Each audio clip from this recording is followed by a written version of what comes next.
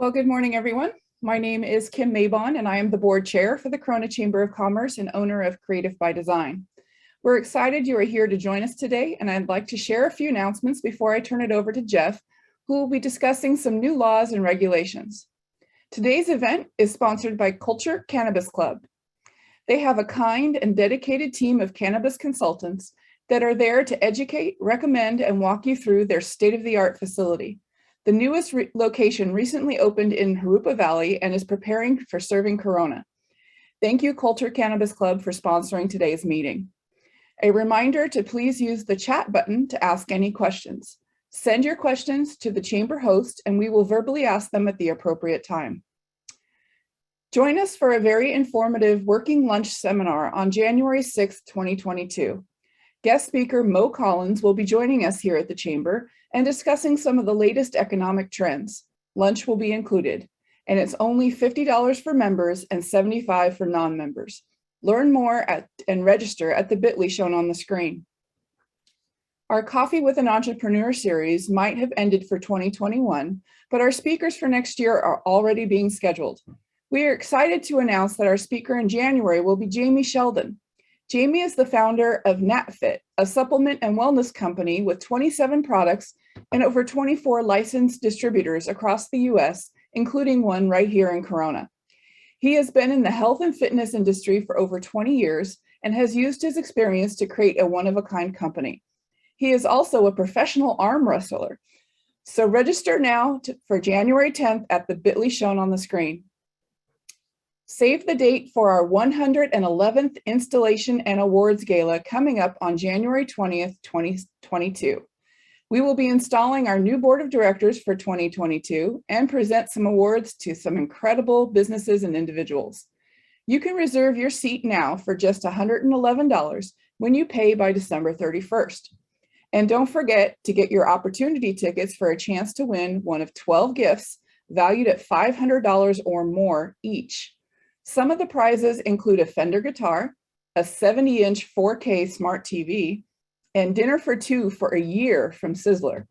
Learn more by going to the bit.ly shown. If you are a guest and not currently a member of the Corona Chamber, we welcome you to join our chamber family.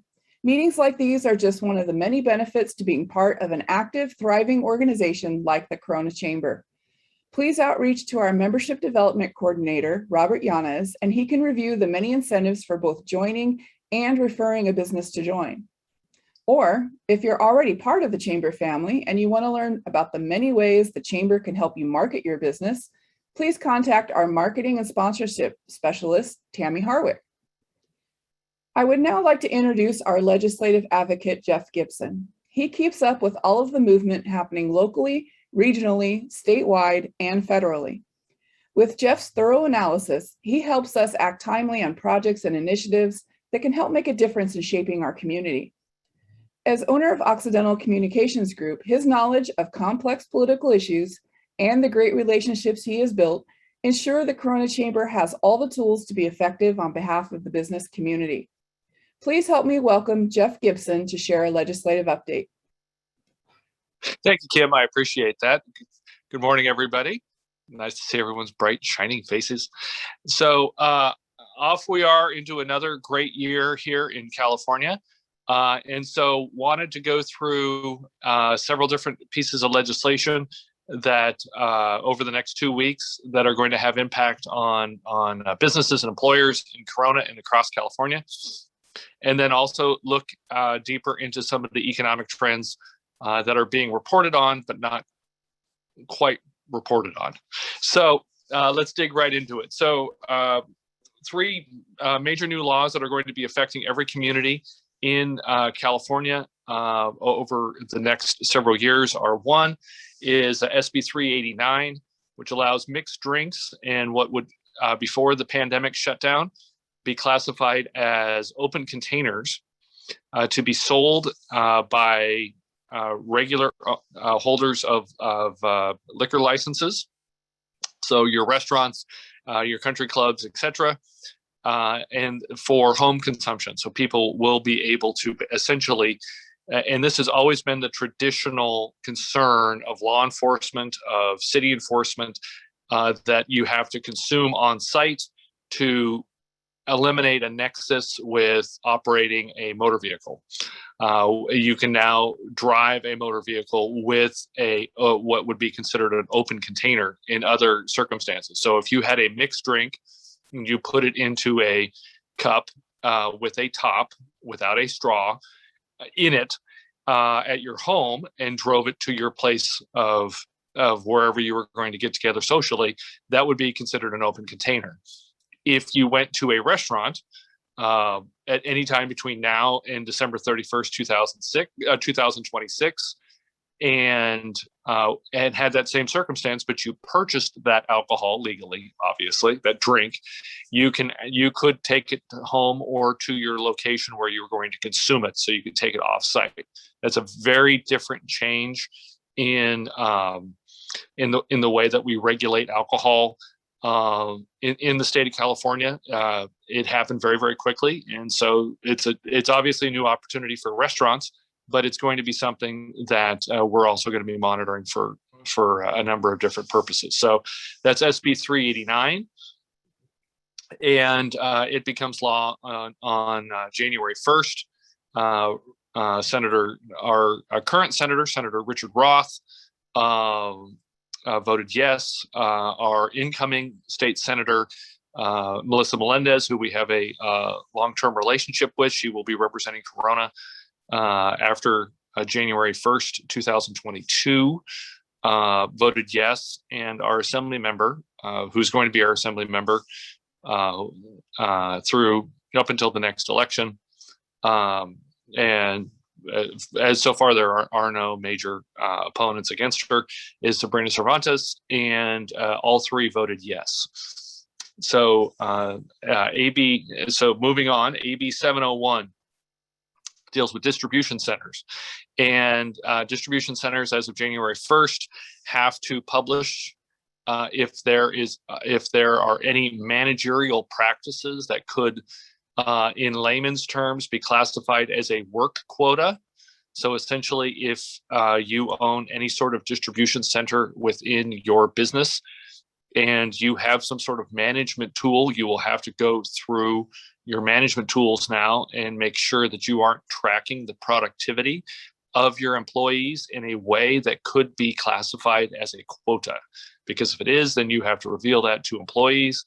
You also have to reveal your policies on bathroom breaks and all of the various different things that you pretty much are already doing, with the expectation that at some point you could get sued. So it doesn't change a lot of rules, but it is moving in a direction. That bill, for a very long time, we opposed it all the way through, was specifically about eliminating the ability of distribution centers in any business that has any sort of a warehouse to maintain any sort of managerial control over the production of employees, unless of course they're represented by a union. And if they are represented by a union, then you can go ahead and have quotas and all the rest of that.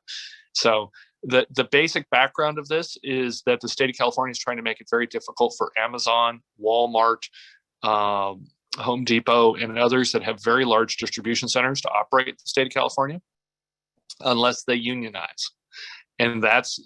But because of legal constraints in the Constitution and the U.S. Constitution on how legislatures can make bills, you can't just make a bill and say Jeff Bezos has to let his employees unionize. You have to make bills that are not special bills of attainder, which means that they're personal bills, where you have to say Jeff Miller can no longer wear KISS t-shirts on Wednesdays at 10 a.m. He must wear Waldemar Rocks t-shirts. So that would not be a legal piece of legislation, even though it probably is good policy. But be that as it may. So because they're going after... Can I put a request in to Kimberly for one of those t-shirts? Sure, I poked the bear. Go ahead. I can get you one. All No right. problem. Anyone who wants a Wildemar Rocks t-shirt, I will get you one. All right. I'll wear it. We need him to So- say Corona rocks. I'm sure you have a stockpile of those still in your arsenal. I'll take both. Sorry, Jeff, we need 28 minutes on this. My apologies. It's okay. That's all right. I just won't get to talk about inflation today. That's okay, Bobby. So, in any case, so as we've gone through in the past, because the state has certain policies that they want major employers to follow, everybody gets swept up in that. That's one of the major things that we work on here is explaining to people in Sacramento is you may have a large goal, a long-term goal of getting a major company unionized.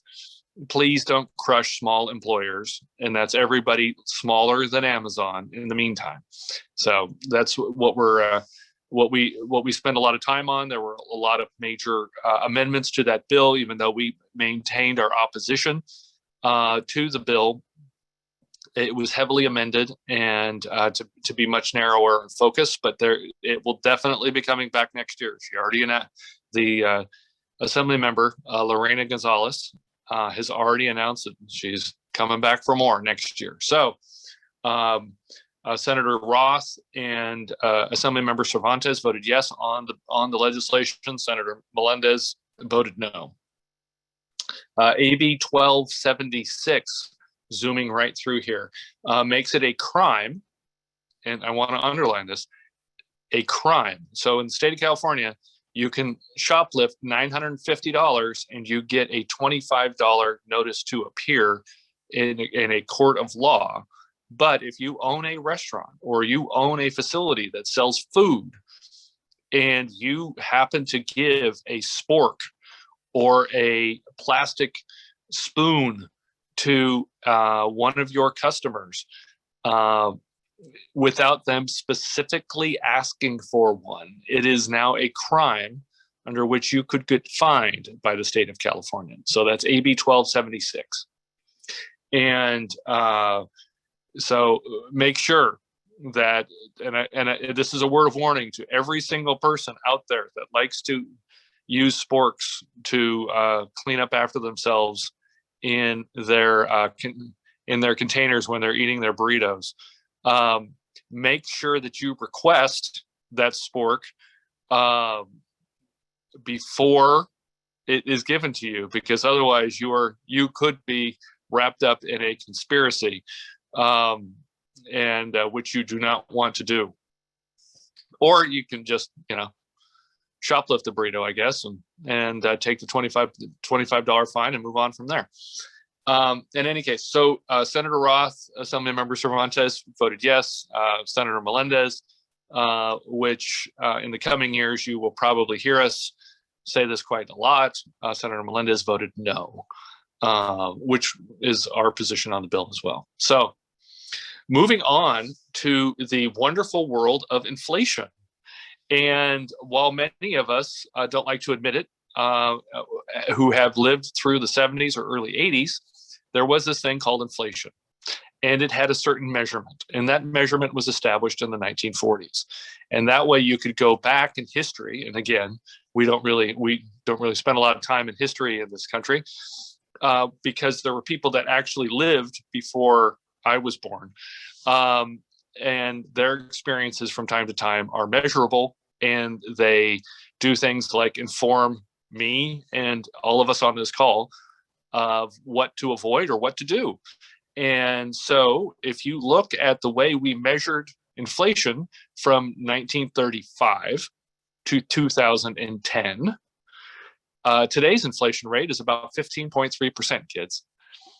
And which was just about the mean inflation rate at various different times throughout the 1970s. Why was it that way in the 1970s? Because we had something called the Vietnam War, and the American economy was being injected with massive social and military spending, much more so than it could absorb. And it took about 10 years of very bad policy decisions from both parties, price controls, wage controls. We increased the income tax. If anyone remembers that the top income tax rate between 1963 and 1981 was 73%. You can count yourself lucky, I guess. Before then, by the way, it was 92%. Yes, that's right. The top rate for taxation, it was 92% from the 1930s to the early 1960s, where it was dropped by President Kennedy to 73%, and there was a large scale concern that America would actually cease being a country with only a 73% top tax rate. Reagan, of course, lowered that to 31%, and we saw magically inflation fell off the face of the earth. So, as well as doing things that were really nasty at the time, like 22% interest rates. Currently, we have an interest rate that's net. That's a net negative interest rate, given that we purchase as a country through the Federal Reserve. We purchase every loan that is out there. And so every loan that has been received over the last 4.5 years in this economy has been purchased by the Federal Reserve using money that previously did not exist. So we've been injecting money into the economy. For that 4.5 years, we were running an inflation rate of about 1 to 2%. So you can see that quantitative easing as a policy was not responsible for creating in 1 year, a huge inflation problem. The problem was that Congress, both parties, decided that they would inject $7 trillion, or the net savings that this economy produces over 5 years. They would inject that into the economy over 18 months. And so now what you have is an imbalance between assets and asset value, and that is reflected in inflation. So Joe Biden was in office in 1973 when President Nixon was creating price controls and wage controls and all sorts of other controls. So expect that there's going to be some talk about things like that. He was in office during the Carter administration when you looked at gas controls and supply controls and all sorts of different fun experiments that we all lived through. If everyone remembers days when there would be a red flag or a green flag in front of every gas station over who could buy gas and who couldn't. Those were always fun days. Or you could buy, if you were A through L, I believe it was, you could buy gas on Monday, Wednesday, and Fridays. Tuesday, Thursday, and Saturday were reserved for people who were M through Z, and then Sunday, the Lord replenished all the gas stations. So I would expect that you're going to see some of those items because raising interest rates, and I'm going to give you it in the way Congress thinks, raising interest rates killed that Congress. And in 1982, Congress changed hands again to the Democrats. So in DC speak, inflation killed Carter's presidency, and raising interest rates killed Reagan's congressional support in 1982. And as we know, in Washington, D.C., everyone likes to stay in office. And so they're very concerned about inflation. They're extremely concerned. They're so concerned that they're doing precisely what we did throughout the 1970s in messages from Washington, D.C., which were, inflation isn't that bad, don't pay attention, your wages are up, hey, wow, your house just appreciated. Now, in the 1970s, the portion of the American economy that was controlled by Washington, D.C. was about 1/5 of what it is today. And so at that time, you really actually could get around it. Now, because of regulation, because of all the other pieces of the puzzle, it's much more difficult. So we're going to be spending a lot of time explaining this to you. There's two graphs here. The first is the comparison. It's called shadow stats. comparing inflation rates if you measured them on 1980 standards or the updated 2010 standards.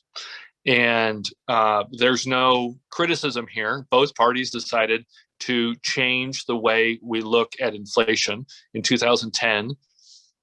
Here are things that aren't measured as core inflationary anymore: gas, energy, food, water, cars, almost every, and we now put that into the consumer price index. But the inflation number that gets reported every night on mainstream media and all over the place suddenly dropped to 2% and stayed at 2% straight across. Meanwhile, the cost of goods that you and I and everyone consume on a daily basis was measured under a different statistic that was reported on a different day. When we actually combine the two figures, this is where we come back with 15%. The red underneath, which tracks almost precisely with the blue line, is a comparison of where inflation was going back to about 1985 versus where it is today. And as you can see, inflation under that measure has, over that 35-year period of time, or 36-year period of time now, has never been higher. And so this is a very serious thing that we're going through. Over on the right-hand side is a chart directly from the Bureau of Labor Statistics for the federal government, so the same people that Congress pulls its numbers from. And as you can see, an almost straight line up between January of 2021 and today. And that is the producer price index. So for Vulcan Materials, Barbara's on my screen right now, so I'm going to pick on her for a moment. And she's working hard, trying to keep the cost of aggregate and concrete powder and everything else to a bare minimum. But she and her competitors are experiencing the largest increase in the cost of raw goods that has been measured since 1974. And the only reason it's not higher than it was in 1974 is the federal government wasn't maintaining an index measure of it. That price increase is currently running at an annualized rate of 9.6%.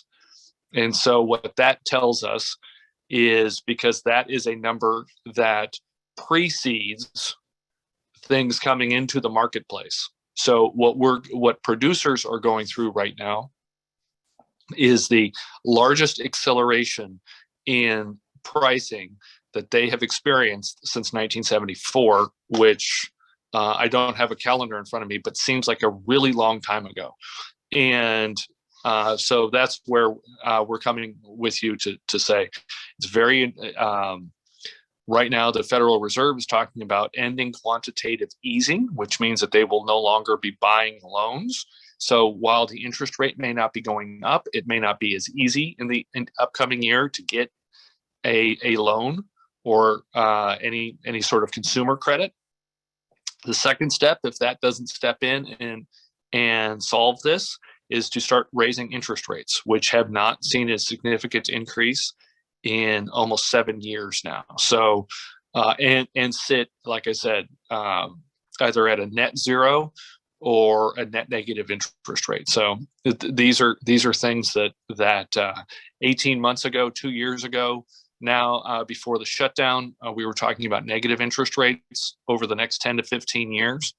We're definitely not in that space now, given the problems with the economic shutdown and the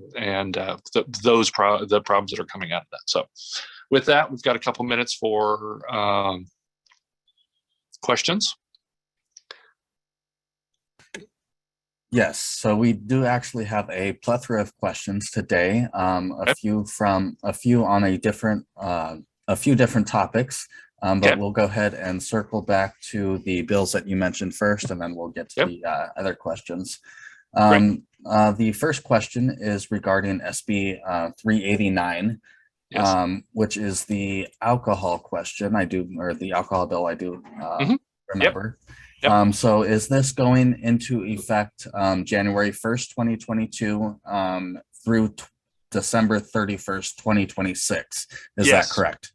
Yes, that is correct. So what that does, as part of the emergency order, the governor had allowed owners of alcohol beverage control licenses to provide that service. This is the legislature making that more permanent. Okay, thank you. Yep. Next question evolving all three of these bills. Are they going into effect on January 1st, 2022? Yes. Okay, perfect. And then another question on AB 1276. Is it a lot like the straw law that was recently passed? So the straw law and doesn't make it a crime per se, but yes, basically. And by the way, California,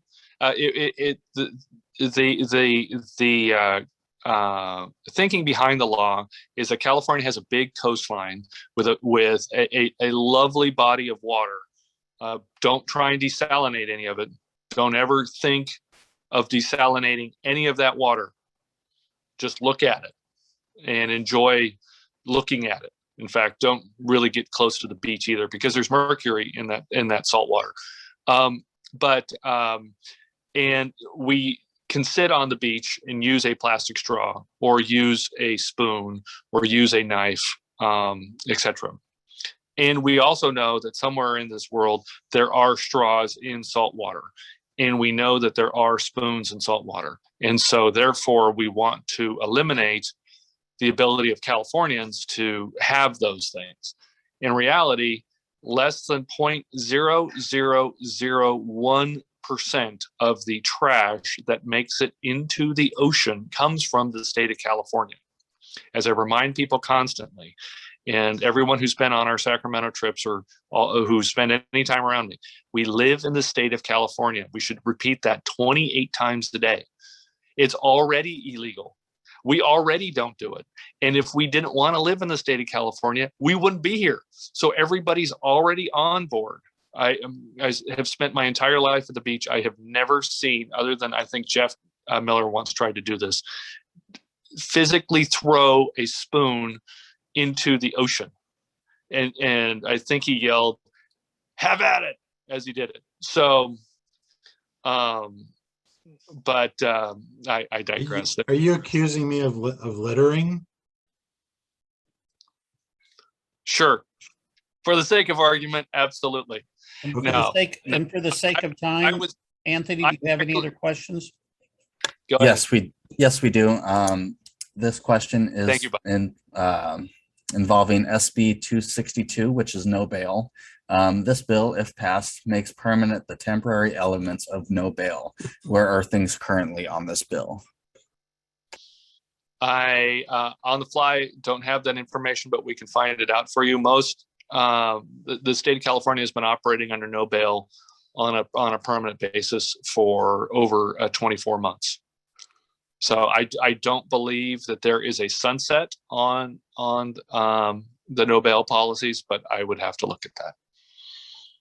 Thank you. And one last question is, the CPUC is looking to cut solar incentives and add a new fee for those with solar. Yep. The CPUC is taking this up in January. Will this change affect businesses or just homeowners? It will ultimately affect everyone, because the PUC, so it's that the CPUC is the California Public Utilities Commission. And the problem that you run into is that there are specific fees that were designed to entice people to have solar on your roof, at the roof of your business, the roof of your home, etc. As many people who have ever received a government benefit have come to find out, once you are in the midst of doing whatever the government asked you to do, the government at some point can turn around and go, wow, there's a large group of people that we gave money to. Not that they got to keep their own money, but we gave money to.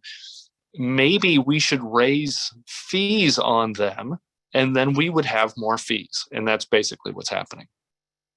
Because the PUC is under a great amount of pressure to deal with wildfires, to deal with down power lines, etc. And they're looking for any possible way to deal with that. And so, yes, while we are still actively asking people as a state to put solar on your roof, the money that was being set aside from every electric bill that I pay and everybody pays on this call, because the PUC cannot tax, it can allocate fees that get put onto electric bills and power bills. And then what happens to those additional fees? They're reallocating those fees for wildfires. And so this is unfortunately one of the things that happens. Thank you, Jeff. And with that, there are no further questions. All right. Thank you, guys. Appreciate it. Thank you again, Jeff, for sharing that information with us today. As always, you can reach out to your local representatives, Assemblymember Sabrina Cervantes and Senator Richard Roth, both of whose contact information is on your screen. Before we end today's program, I'd like to share with you about those who are on this call. We have Cassandra Kester representing Assemblymember Sabrina Cervantes' office, Norco College President, Dr. Monica Green, Gil Zendejas, Chaffee Joint Union High School District Board Clerk, former State Assembly Member, former City of Corona Mayor and Council Member Jeff Miller, former Corona Mayor and Citizen of the Year Jason Scott, and Kimberly Davidson from City of Wildemar. Thank you all for joining us today. We'd once again like to thank today's sponsor, Culture Cannabis Club. Culture prides itself on its strong community partnerships and providing services to its customers in a safe, secure, and innovative locations that are helping lead the industry. Learn more at culturecannabisclub.com. If you would like to sponsor a future business briefing, please contact the Chamber.